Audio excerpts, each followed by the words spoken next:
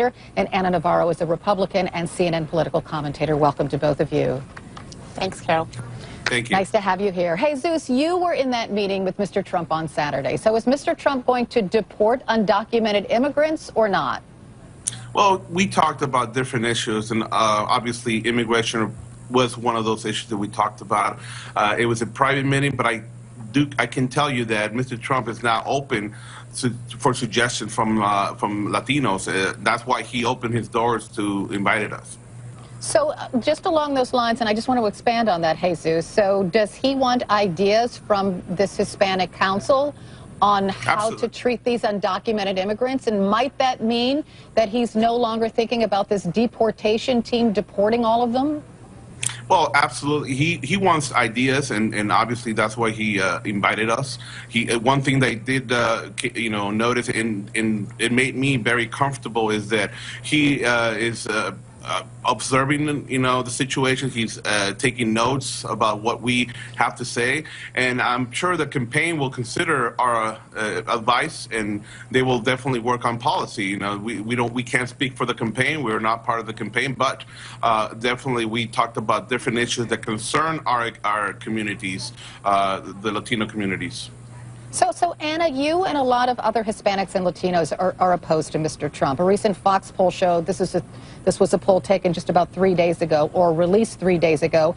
It shows Trump trailing Clinton with Hispanics by 46 points. So does what Jesus is saying make you more open to Mr. Trump?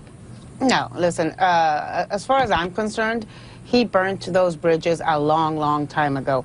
You don't get to start over 2.5 months before an election. You just don't get to erase the things that you have said for over a year. He has called Mexicans rapists, has said that they bring crime. He hasn't given one interview to Univision or Telemundo. In fact, he kicked Jorge Ramos and Jose Diaz-Balart, anchors with both those networks, out of events.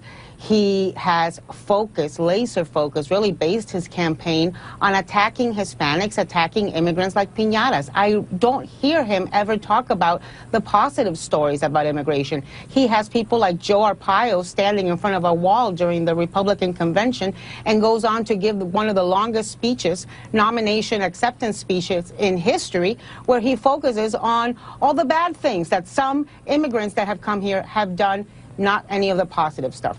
Now, I will tell you, though, Carol, I think it's very important to understand that Latinos are not one homogeneous group.